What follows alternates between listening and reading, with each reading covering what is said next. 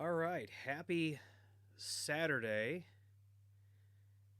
February 13th, 2021. I almost said 2013. I don't know why I said that. That's hilarious. So, I don't see anybody filtering in yet. We started just a couple minutes early because people are used to us hopping on at 8:30, and I'm trying a couple new things today. So if you're out there in the public, welcome, welcome, welcome. February 13th, 2021. If you can hear me, let me know over in the comments. Smash that like button because right now I've got no idea if I've got good audio.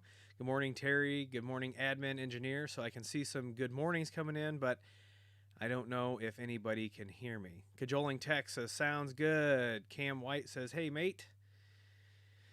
I'm going to guess that you're somewhere where they use mate.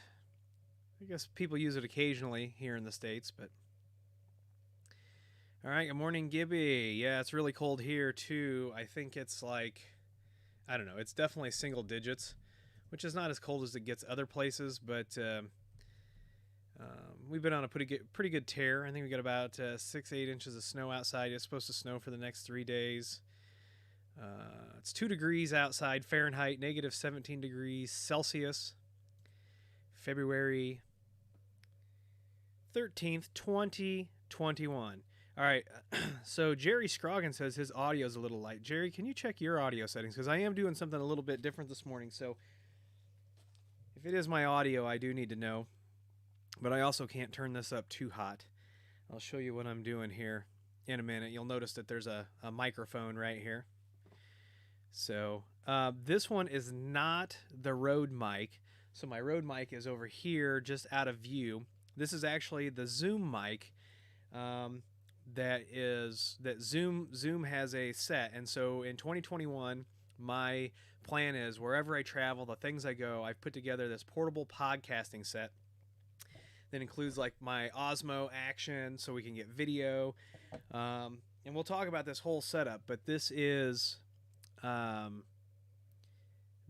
something I'm going to try in 2021, and so we're putting it together, and we're not the band on the run, but we're going to be, geeks on the run. And the problem is to, get, people collaborating. And so, what's funny? So there's this guy in the chat right now. His name's TN Bighorn. And he made this comment about Illinois where men are men and sheep are scared. And while that's funny, I actually had a former supervisor who used to use that, and that guy was not a good guy. He's dead now. He was not a good guy. I deleted the message because I don't want it floating around. And TN Bighorn, like if that's so it's not you. You just triggered some memories there. But you're gonna have to keep that kind of talk to a minimum, because it sounds like you might be the kind of guy like my former supervisor, slinging words like that. I'm not saying you are, but I'm just saying you just didn't give a very good first impression. That's all. But we all do it. All right, so let's talk a little bit this morning. This morning, I'm also going to show you my presentation that I put together a couple years ago, and then I looked at it and I'm like, holy cow, it's been 2 years since I've updated this presentation. And since we're going to be able to travel around in 2021, this is also another talk that I'm going to give. If you're out there too, hit that like button, because then that'll let YouTube know you're enjoying this, and then maybe we can get more people in. And but real quick before we get going, let's talk about the audio and everything, because I think Joe from Cajoling Tech is probably pretty interested in what this is. So first of all, the microphone comes in this kit, and I'm not an audio channel. I did you saw the voice manipulation thing that I bought from Zoom to work on audio, and I really enjoy that device. It's no secret I'm no audio engineer, but I'm always chasing like the best audio that we can get. Hey, Cody. Excuse me. And so the mic is from this kit right here. It's the ZDM1 podcast mic kit, and it comes with mic, headphones, the windscreen, a little tripod, all the cables and everything that you need. And so I've got 2 of these to start, and as I start doing my travels, I will probably have to buy more and more, because the goal is if I end up in another state or wherever we're at, we're going to do podcasting. It's going to be technology related, and we want to capture that. So this mic right here is actually plugged into the Zoom PodTrack P4. This is quite a bit of a less expensive device than my normal studio gear, which is the Rode Procaster. And so if I wanted to take something on the road, that if I broke it or it got lost or stolen, I would much rather have this device. And I watched a ton of reviews on this device before I ended up picking it up, and decided to do it because this is definitely, 2020 was supposed to be the year of collaboration. We did some remote collaboration, but this year I'm serious about the collaboration and talking to people and, you know, getting out there. So, and you know, as soon as it warms up, and then at some point, Joe from Cajoling Tech is going to owe us steak dinner when we fly out there, because Joe, I don't know if you've weighed in this morning. I don't know if I'm still in the lead or not, but we're on a race to 10% loss of body fat, and the loser between Joe and his wife and me and my wife has to buy the winner dinner in real life. So that's kind of what's on the line there. Okay, let's jump over to this information security awareness that I've got up on the other screen. We're going to go through this. I'll go through it slide by slide, then we'll come back to the comments. So I put this together. The original version of this was put together before 2019, and it just keeps kind of changing. You've got to update every year. So now I'm getting ready to update this for 2021. And of course, here's the opening slide. No comments really needed on that. Welcome. My name is Willie Howe. I want to talk about safety and security online. Safety and safety online. Need to update that. All right. So how I usually talk about this, and see, you'll actually see down here, I've got some notes. So let me resize this. So when I do PowerPoint presentations, I never read from the slides. Why do I never read from the slides? Because I know I don't read word for word, right? I've got pictures here. We talk about it. It gets us into different segments. And the reason that is because I usually know my subject matter. If I'm going to present on it, I usually know it good enough that I don't need to read. And you've heard of death by PowerPoint. It's like death by committee. It's like, you know, you're asleep and you're losing people. So, you know, I just give myself little notes about, you know, what I want to talk about. So I really like to start with this slide because I don't know that people really understand how big technology is. I'm going to have to go out, and I always keep the creator of this, I keep them down here. I never really alter this image. I just borrow it and I leave the attribution down here. And I've got to go out and see if they've got a new one. But in 2019, what happened on the internet in 60 seconds? Now, this is 2 years old, right? There were 1 million Facebook logins in 1 minute, 60 seconds. There were 694,444 hours of Netflix watched in 1 minute. This is I really like to talk about some of these that people don't like to talk about, because here's the thing, right? At the end of the day, like, seriously, we're animals, right? And we have learned how to ignore urges, how to create an ordered society. And so it's like sometimes when you say stuff, people are like, but sometimes, you know, and my favorite is when I talk about the 1.4 million Tinder swipes per minute. You watch the crowd and you see who's looking around like, oh man, did they know? And but it's nothing to really be ashamed of, right? If that is the way that you are meeting your partner, whatever, right? Who are we to judge? So this is a good. I got to get out there. Like I said, I'm going to be updating this for 2021. And so, you know, technology is huge. Technology is much bigger than anybody really thinks about. I mean, if you think about all the appliances in your house are now connected, and we talk about networks, and we talk about LANs, WANs, MANs, PANs, and all that. And I talked about this years ago in a video about you are part of the network, right? When you have this in your pocket, you are part of the network, because this is created like if you've got Bluetooth, Bluetooth in your ear, you're wearing a smartwatch, you've got something else on your body. Now you're in your personal area network.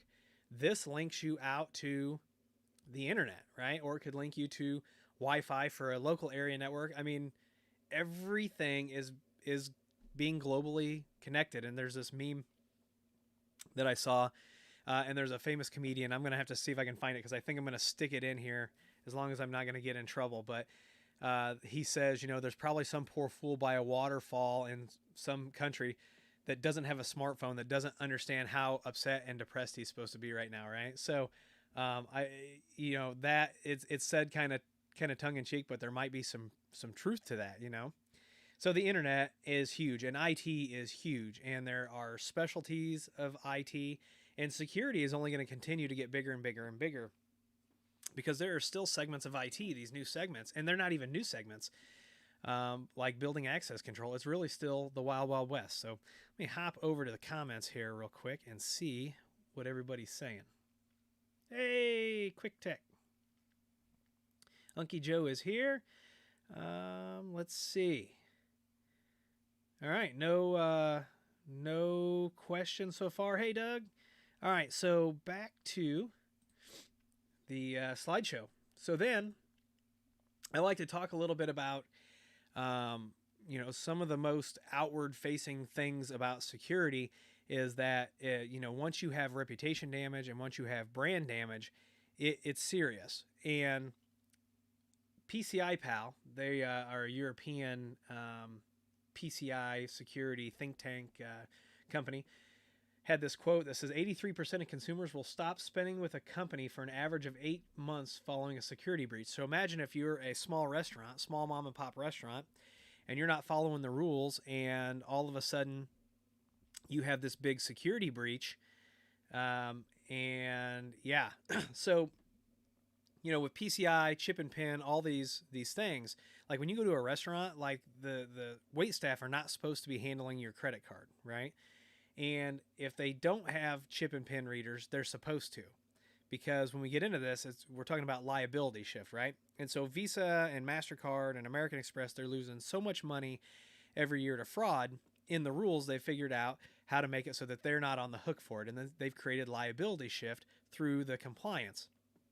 And so, if you're not following the rules and you have that, so that's, and so let's talk about that. If you're not secure and you're not following the rules and you have a breach, then you're gonna have a bad day.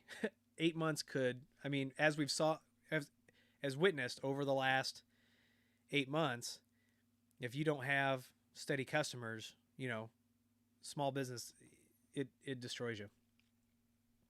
So, yeah, and definitely Gibby's right. Over the last year, security has changed. The whole landscape has changed. The threat surface has changed because now everybody is working from home, and IT teams had to scramble to put together. There's this other graphic. I'm going to put it in here, but it says, who was the most transformative influence on your company's technology in 2021 or in 2020, and it said the CEO, CIO, COVID-19, right? So, and the box is checked next to COVID-19. It's true. A lot of companies weren't ready for having to put, workers remote like that, and everybody scrambled. So the amount of security holes that were created last year is probably pretty big. So hopefully 2021, people can spend some time reassessing their security and figuring out where those vulnerabilities may have come from, what may have happened, and patching those. All right, upwards and onwards, on to the next slide here. So then I like to talk a little about external breaches. So when I wrote this, Marriott was the big breach at the time. Well, all three of these are actually fairly big breaches. And but Marriott, if you remember, they lost control of sensitive information about their guests who are staying in hotels. That's a huge problem. Equifax, one of the three companies that if you live in the United States, that basically dictates everything from how much you pay for car insurance to how much um, credit you're extended. In the United States, that credit rating, they depend on a lot of things. They've somehow ran these reports and figured out that if you've got poor credit, you're more likely to um, live in an area where insurance should cost you more. There's all kinds of things that your credit score affects. Equifax had their breach.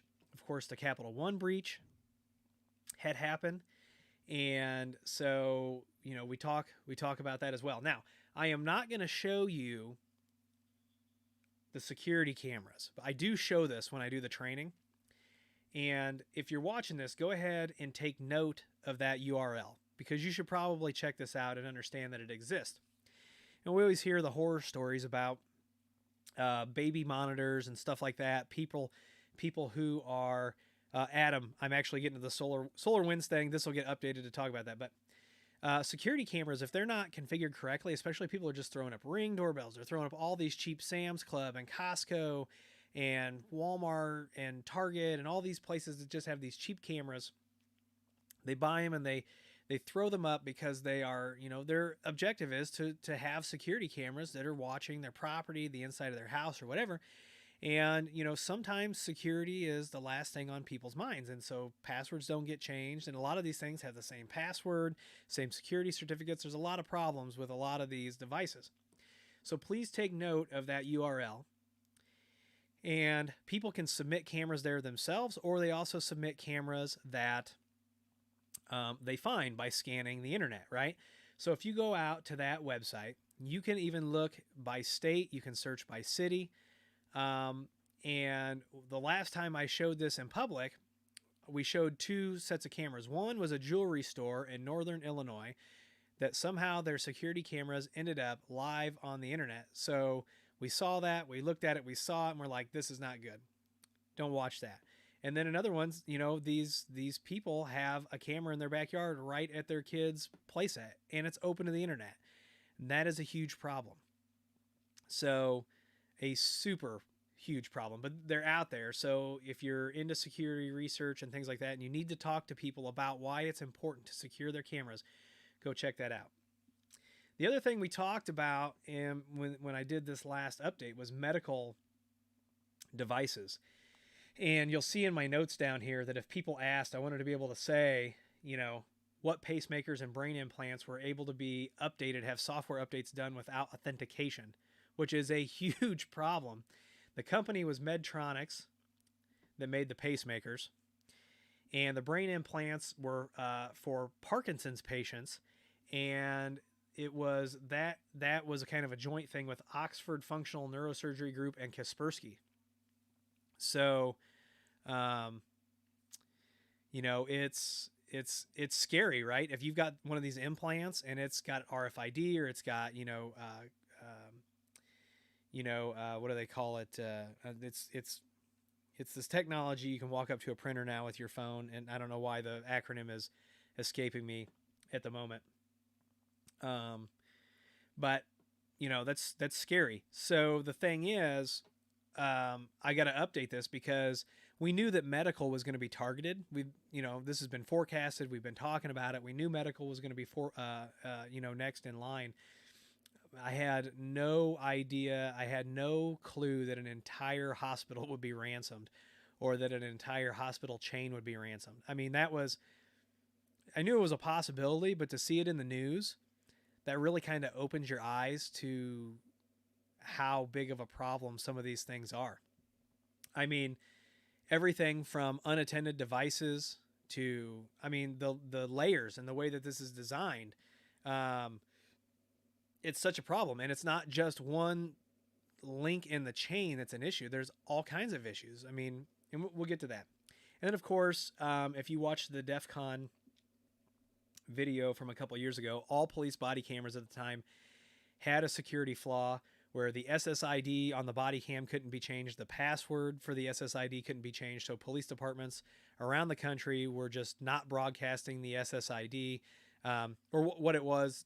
The other update to that was the password couldn't be different per device. So there were a lot of problems. Axis is now in this game. So I'm hoping that somebody's bringing some real security and some real, Because honestly, if you're at a place where there's a lot of police and they're wearing body cameras, it doesn't take expensive equipment to figure this stuff out. And you know, it's kind of ridiculous that sometimes we rush these things into production. You're putting the public at risk. You're putting police officers at risk. All kinds of stuff. So the next slide I talked about is where are we heading? What threats are becoming more bold and more commonplace? And we talked about some of these things. And like I said, this needs to be updated. Um, excuse me. And I like to use, some local incidents that I know of, and talk about that. But social engineering with email, and we're going to get into some examples of that. USB keys. So we used to talk about how people would litter USB keys around the parking lots and places like that. And if you don't think a USB key is still an effective attack vector, you need to get with the times. I mean, with things like Malduino, bad USB, you've still got rubber duckies, bash bunnies, all those things.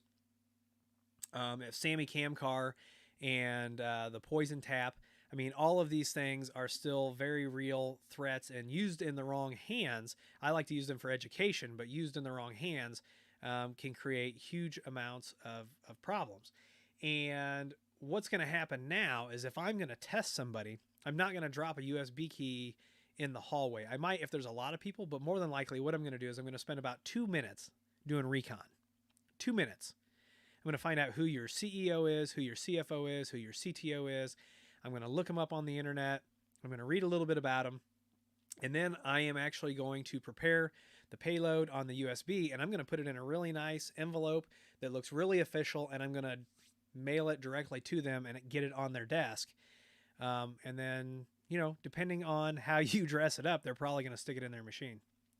So, and then I always talk about Stuxnet. So if you don't know what Stuxnet is, that is the state-sponsored internet worm that we found out about because it specifically targeted Siemens, the brand Siemens equipment, and got loose on the internet. Siemens was the manufacturer of the hardware in a Middle Eastern country, and basically it overloaded their centrifuge system and attacked their nuclear program. So when we talk about systems like that, those are usually air gapped, right? So they don't have access to the regular internet, or anybody I would never put a nuclear system on the internet. It would be air gapped. It would have very tight controls. So they had to get the Stuxnet there somehow, right? And when you start reverse engineering Stuxnet and you realize how brilliant that was, they talked about how much money and how many programmers it would take to put Stuxnet together. And it's definitely a state-sponsored attack, and it's been attributed to Israel and the United States. I'm not going to, really comment about that too much. But my point is there were several things that had to happen. You had to get the payload delivered. You had to social engineer your way into it. But then that same person, that same person stuck that how it was delivered, probably a USB or something, on a computer that had access to the public internet. And that's how we found it, right? So we talk about that. At the time, Supermicro, we talk about supply chain attacks. And Supermicro at the time was being questioned. There was lots of news articles. And I put in here it was questionable, right? Because I really don't think there was a Supermicro supply chain attack. I'm not sure if that had something to do with like trying to short the stock or what was going on there, or I don't know. That was a very weird situation. But now this is going to get updated, and we are going to put SolarWinds in here, and we are going to talk about how certificates were compromised and things like that, and really talk about why it is important to protect the supply chain. I mean, we talk about cloud attacks. I mean, and sometimes it's not even an attack. It is, but it's not. People, spin up their AWS stuff and they don't understand how to secure it, and they put a bunch of information out there. Putting your information in the cloud doesn't make it any more secure. It literally is just taking a piece of hardware, like if this Mac Mini, which is for sale, by the way, if this Mac Mini, I've taken the stack that's running on here and I'm putting it in the cloud. I'm still responsible for backing it up. I'm still responsible for the security, or I'm still responsible for paying somebody for that, right?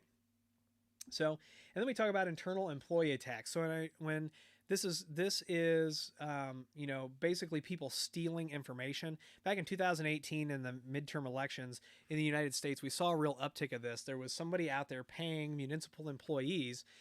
So tax, or not tax, but voting, well, tax records, public tax records are public in the United States, but um, voting records are public information, but they're not in a compiled format that would really mean anything to you or I. I mean, we could put the reports together and things like that. But back in 2018, we actually had somebody paying municipal employees to steal and deliver compiled voter information, registration information, and he was probably wasn't actually him meeting the people, but he was paying cash for USB keys with that compiled information on it. So, um, yeah, Joe, that's probably one of the very few wins we're going to have talking about the cloud. Now, like I said, the cloud, I'm not anti-cloud, but the cloud has its use. A really great use for the cloud, content filtering, right? Because if your internet's down, it doesn't matter where your content filter is.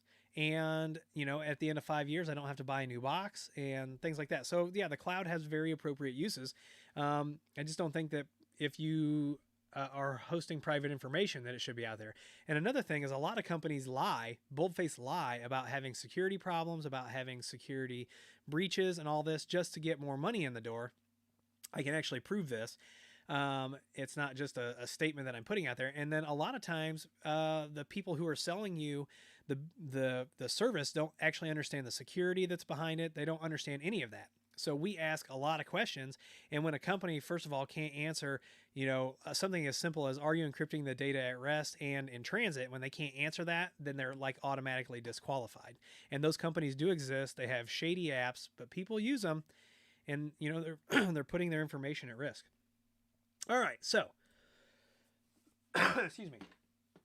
About 85 to 90% of all all attacks are coming in through phishing emails. And so here's an example. The from and the to and the reply to have been changed to. I don't want to splash people's personal things in here, but we got to talk about the anatomy of an email, and you have to train your users to be able to spot fake emails. So this is an example that we use. First of all, if you're getting an email from Willie Howe, it's not coming from global.org. That's the first thing you should know, because you know me. You know it's coming from howx5.com. Then the other thing is, have I ever just sent an email with the subject request? Probably not, right? So it's a little bit about knowing people.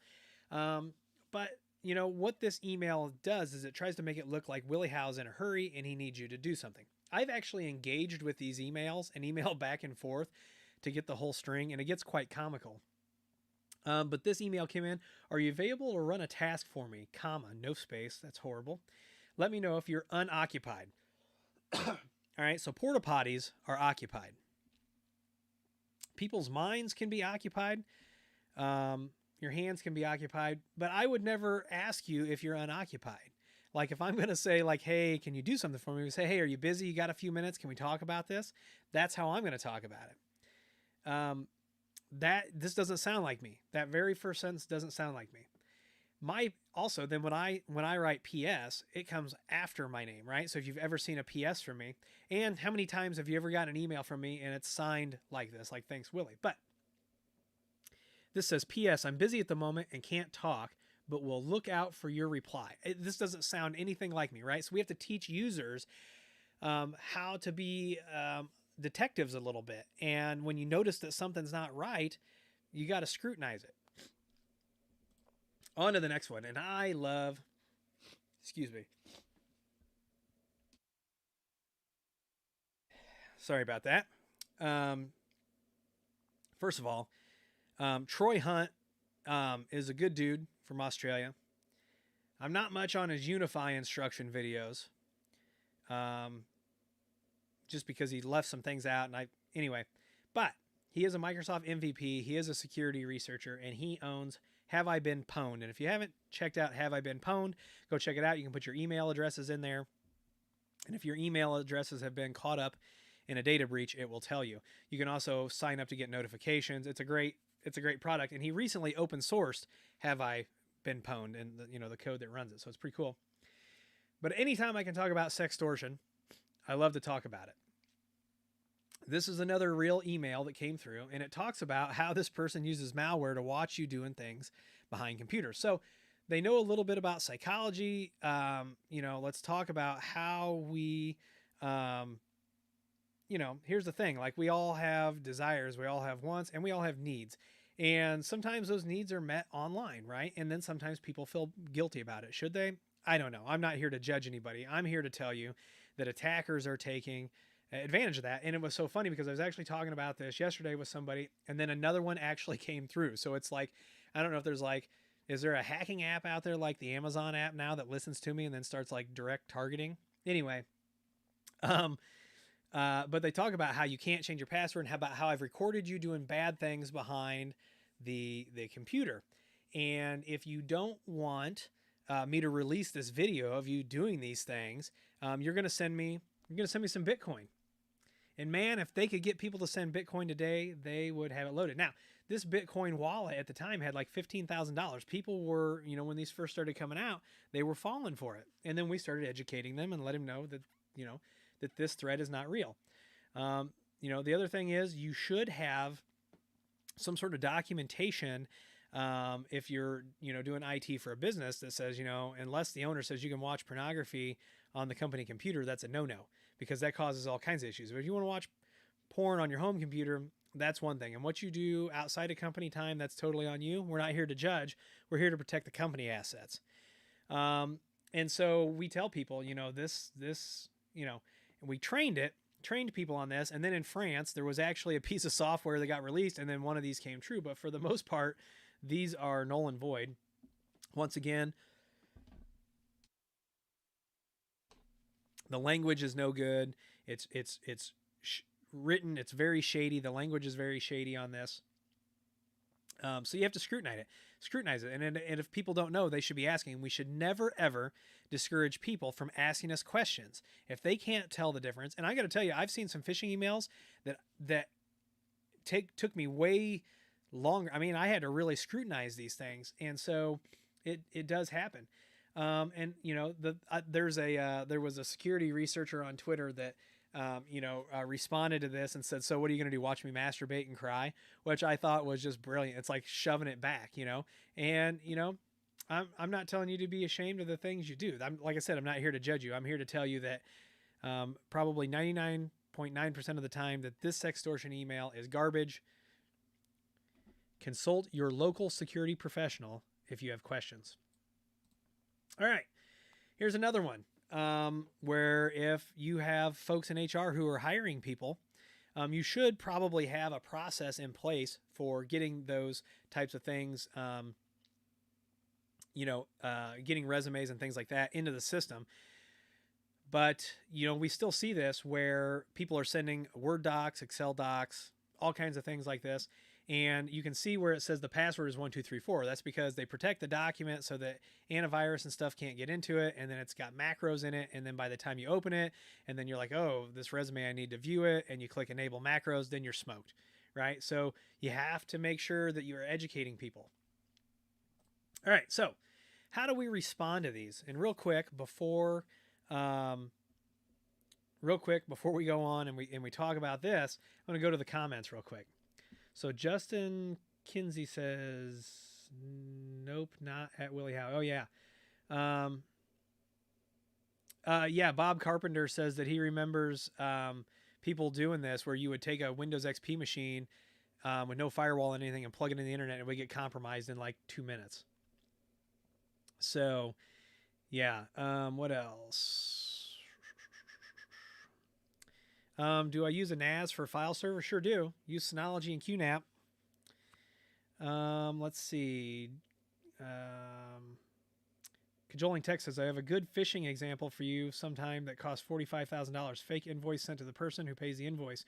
It was paid because they made it look like from a company they knew. Yeah, that happens all the time too, Joe. There's also a thing where these attackers can get you to do certain things using faked and stolen credit card information, and then it makes you look like you're leaving. I mean, some of these are getting, and here's the thing, let's talk about it, right? Like if some of these attackers actually could understand how to use proper grammar, they'd be a lot more effective.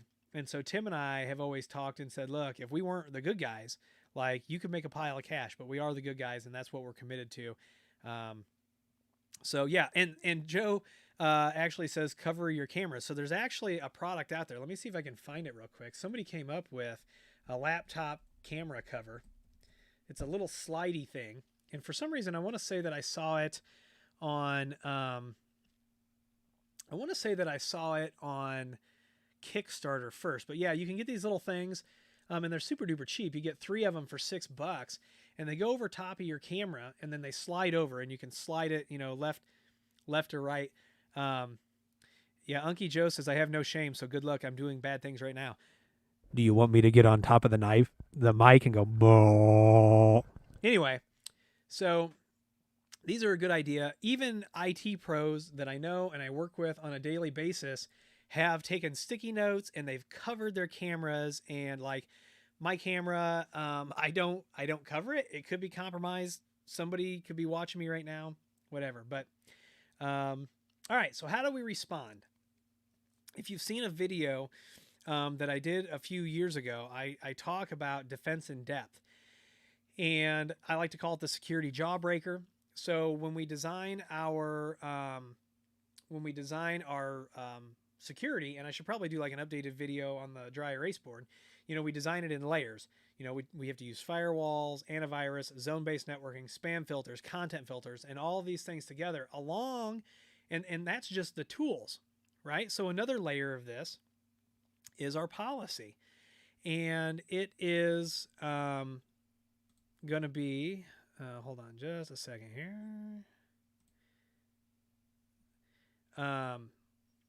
It's going to be things like data retention policies. The best way to secure information is to just not have it.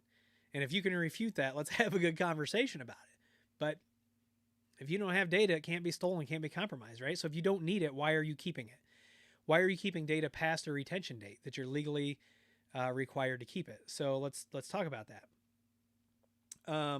Backups, disaster recovery, access control, device management, source ID, quarantining and recovery, all of those things. So information security is not just about running cool software programs to show people where their weakness and their vulnerability is. And then the other aspect is user training and communication. And I always tell people, I don't care if you email me 500 times in a day asking questions about this, keep doing it. We want all the spam, because the one time that you don't, and you don't question something and you don't look at it with a different set of lenses, that's when you get compromised. And all users will be tested. Users will be tested whether it's by their own IT department, if it's an outside attacker testing you, if it's someone like me who's contracted to test you, you will be tested. And here's the other thing. As I always tell people, the end user is the best firewall that we have.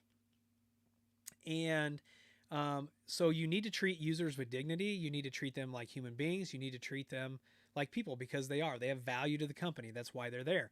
You should never shame a user. You should educate the users, because the moment you become adversarial and you shame a user, like shame them in public, right? So there are times that users are tested where they're going to feel upset. They are going to feel angry. But as long as you don't run down the hallway with a flag saying this user did X, X, X, X, X, then that's when it becomes a problem. The tests themselves will upset users. It will upset users. Now, I'm not defending GoDaddy, but if you look at what they did when they phished their employees around the holidays with a $600 bonus, I'm not going to pick a side on this, because there's no winning if you pick a side on that. All I'm saying is that users have to be tested. But employees and users are the best firewall and reporting tools that an organization has. You should always say thank you for communicating, and keep up the good work. Always, because we can deploy all the fancy technology, we can spend all the money, and it takes one user to inadvertently undo all of it. One user can undo all of it like that, inadvertently. They're not even doing it maliciously. The malicious users can cause us even more issues.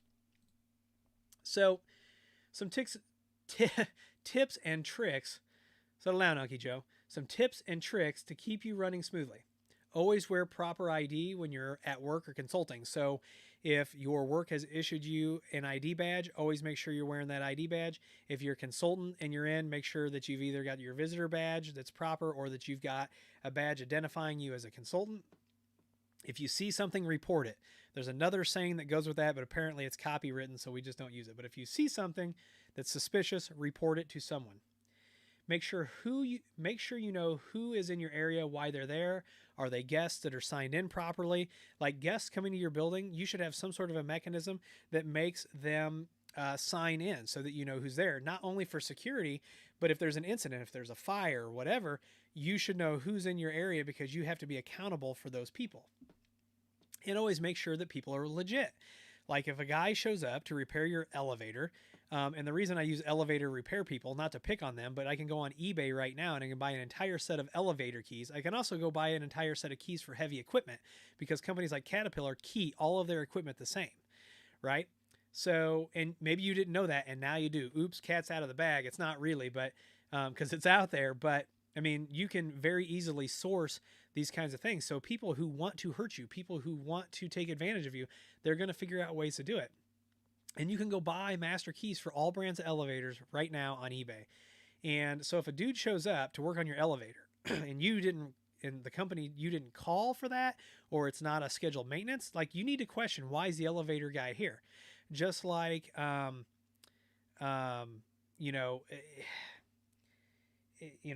the fire marshal, right? You should, if the fire marshal shows up to do an inspection, somebody should have known that he was coming. It's not like a health food inspector where they show up out of the blue because they need to catch people doing bad things.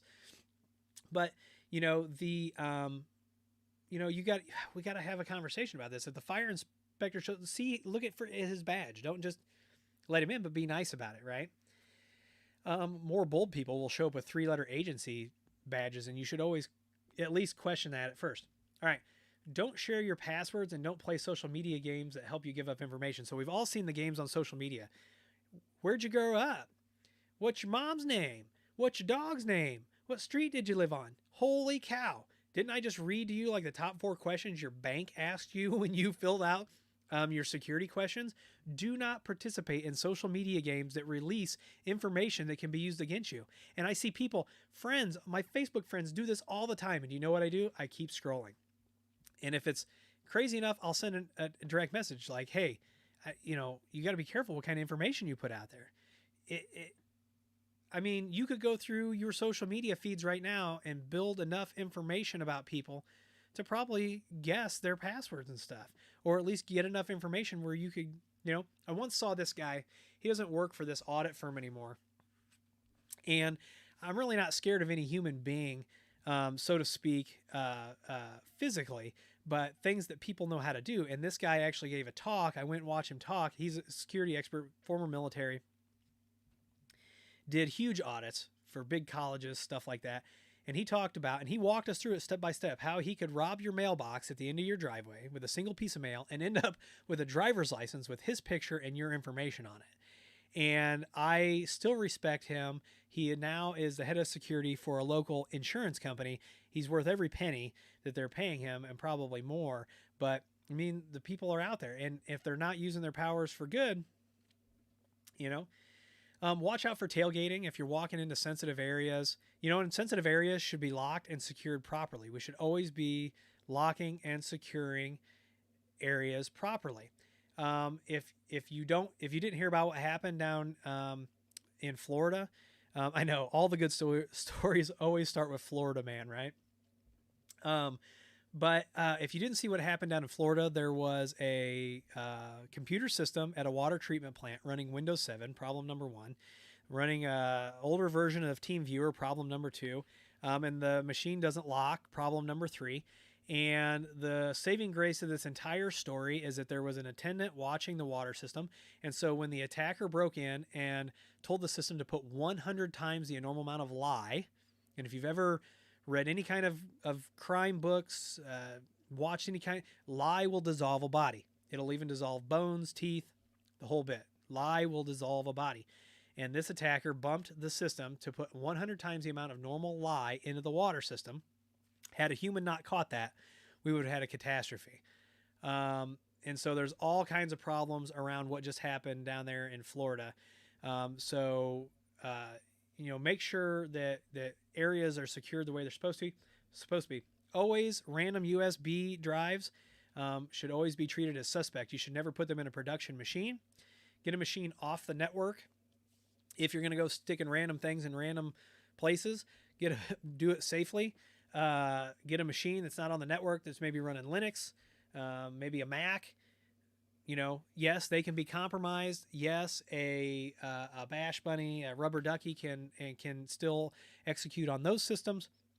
But if you have a machine that is air gapped, you're going to be in a much better place if the USB is compromised.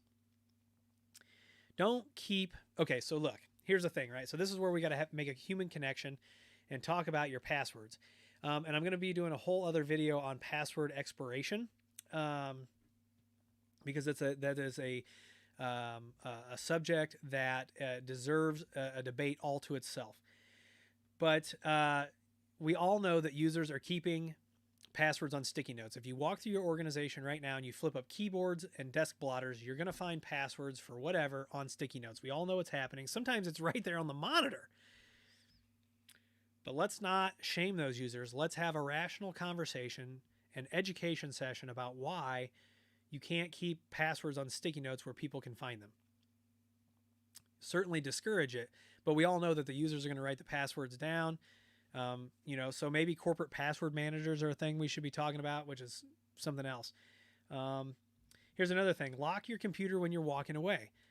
Keep private sensitive information out of plain sight and locked up and not in use. This is another thing. Like, information, if you don't have it, can't be compromised, And here's the thing. Back to the end users. We can block most tech attacks, but you, the end user, the employees, are our eyes and ears. And thank you again. Questions, comments, there's my email address, there's my office number. Somebody did ask me earlier, am I offering this talk for hire? Yes, if you'd like me to do a Zoom session with your employees, if you'd like to hire me to come out and do information security training, help you shore up your information security, I'd love to talk to you about that. So if this is an area you need help in, we can definitely do that. So up front, just know it's time consuming, which also makes it expensive.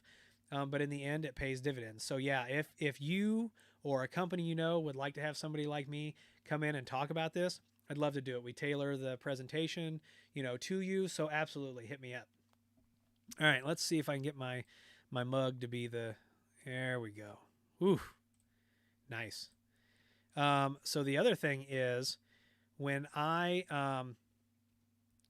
mute this, so I coughed earlier, and I was assuming that if you heard me do this big loud cough, that people would put comments on it. So if I push this mute button down, or can you still hear me?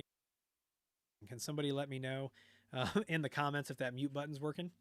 So, all right, over to the comments. Bob Carpenter says, it's like when someone... Excuse me, hopefully that worked.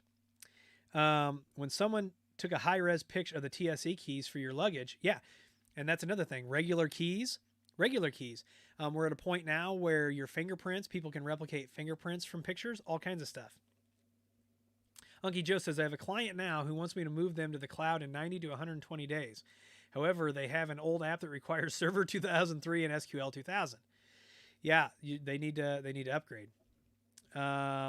So the thing is, depending on what industry you're in, you can still have that Server 2003 on site as long as it's not public facing. You have to have proper security controls built around it. I would just rather not have it, because those security controls take a lot of time and money and effort to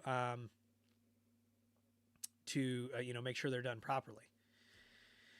But I think a hybrid model, Unky Joe, may be the best. You'd have to check that out. Cecil says, the one I see at least 3 times a week with my clients is the fake M365 0365. Yeah. So there are some really, really awesomely crafted emails. And that's the only word I can use for it, because it legit looks like it came from your Office 365. Well, here, it's, yeah, these things are getting crazy, and Adobe had a problem a while back. So I don't really care for GoDaddy. I just want to tell you that. Had nothing to do with what they did back back in December. But their whole business model, I thought they used to be pretty cool. But here's the thing, right? When we talk about security and why you have to scrutinize things, you know, if I'm going to do this, obviously I have a much cleaner skill set than some of these folks that are doing it. But I'm going to do something like, if I'm going to say that I'm Adobe and I want to steal your Creative Cloud credentials, I'm going to probably buy like adobe-id.com if it's available. So it's taken, but I can find alternatives. But let's see. Let's see if we can find something like Facebook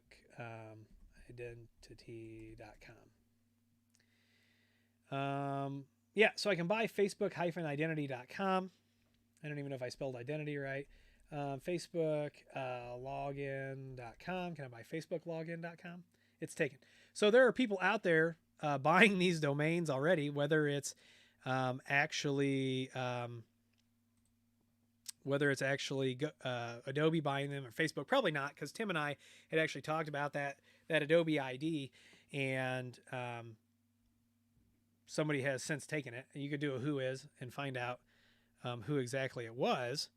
But I mean, when you start crafting these things and start building these things and they look real, at some point I would be able to build a system where your end users are not going to, you know, at some point it gets so real, right? So yeah, hey, Unky Joe, you know, we could work together and we could come up with a presentation to inform the users without shaming them. Yeah, everybody, real quick, let's play a game. How many people own a dog? Put your hands up. What's your dog's name? Put your dog's name in the comments. Where'd you grow up? What street did you grow up on? Yeah, where were you born? Were you born in the same town as that street? Let me know in the comments. Don't really do that. Okay, back to the comments. So admin engineer says, have you heard of that image that when you display it on your system, it'll totally screw up your hard drive? Someone found a way to compromise a PNG file and it's brutal. So steganography has been around for a long time. You've always been able to hide things in images, but I haven't heard of that specific attack. Billy Ireland is saying that something is worth the money. Billy, it's been a while, man. I'm looking for your other comment to say what was worth the time and money. Saved your butt. I don't know what it was, Billy. But Billy, I'm glad to see you. It's been a while, man. I don't know if we talked at all in 2020, did we? Let's see. Justin says they write down something easy so they don't have to remember it. Is what we've seen before, yeah. Interpreter attacks are very powerful. There have been plenty of them for JPEG, MPEG, and other formats. Yep, bad stuff. Totally. Bob Carpenter says, never use my dog's name or anything close to me for passwords. I don't either. Everything that I use for my passphrases are nothing related. And I will tell you, the one thing that you might be able to find written down for me is when I fill out the security questions, I never use real information. I use fake information, and then I document that. And then if somebody sees it, they're like, what is that? They have no idea. So that's hilarious. If you guys looked at Kent's comment about what his dog's name is, that's hilarious. Unky Joe says, users are the reason I use Active Directory and lock down the computers. The only one who can install software is me. So Unky Joe, what Unky Joe is talking about is actually best practice in a corporate environment. That you're using policies. Users don't get local admin. They just don't in a corporate environment.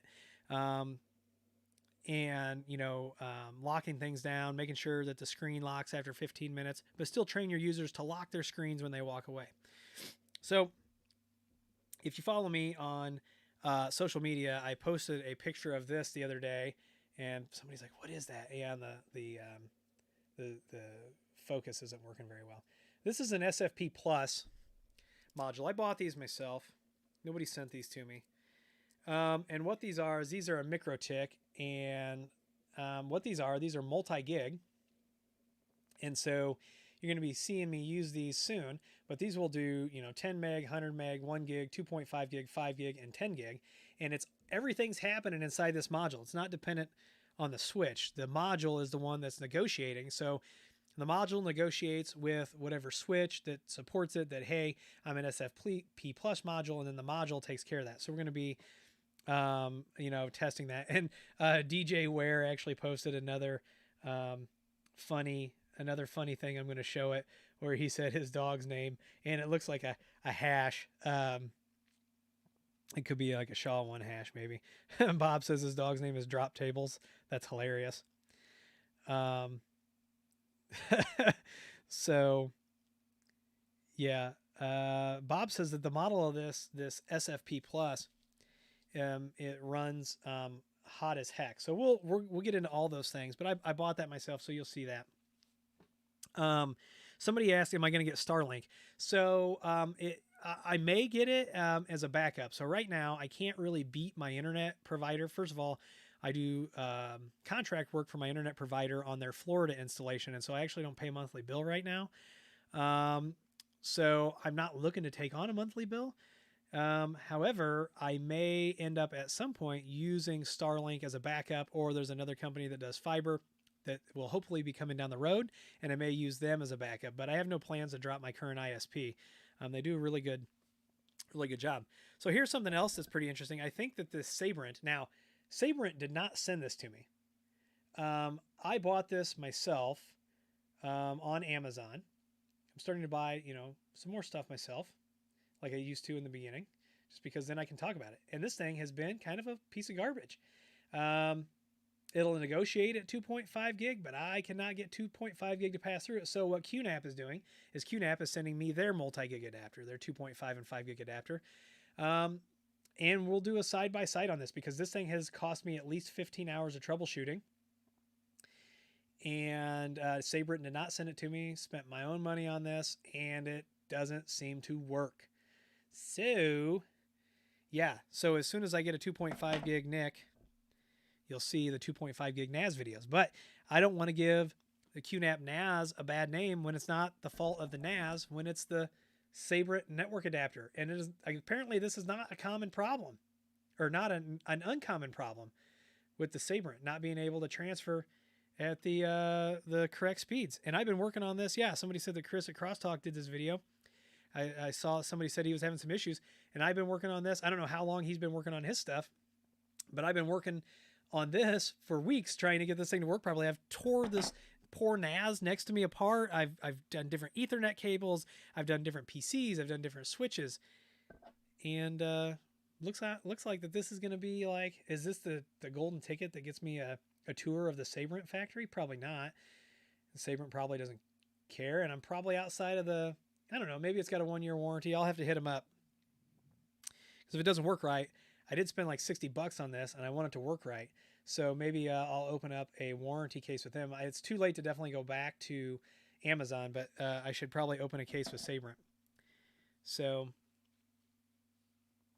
let's see here. Serve the Home has some not so nice things to say about those either. Yeah, so Serve the Home is definitely an interesting channel. He does some higher end stuff. I've got some higher end stuff here, not as high end stuff as what Patrick over there has. But yeah, I'm seeing some comments here talking about, yeah.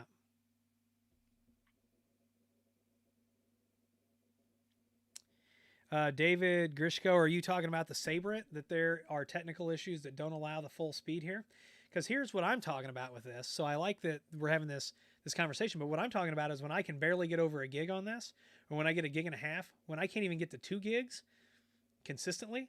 Now, the theoretical on 2.5 gigabit Ethernet, if I'm transferring a file, is I should be able to, 250 megabytes a second. When I can't break 200, there's definitely something wrong, and it's not a theoretical issue. And I'm talking, we're using pristine cables, there's all kinds of issues. So I'll have to go check it out, David. But when I can't even get 2 gig, it's an issue, right? So Cajoling Tech says the key point, Willie, is to get back up when you fall. I'm not aware that I fell. Anyway, Tony says, when I was in public education, we locked down the PCs. We even locked down the USB ports, educated them on phishing, had content filtering in place. Employees signed a computer and internet usage policy.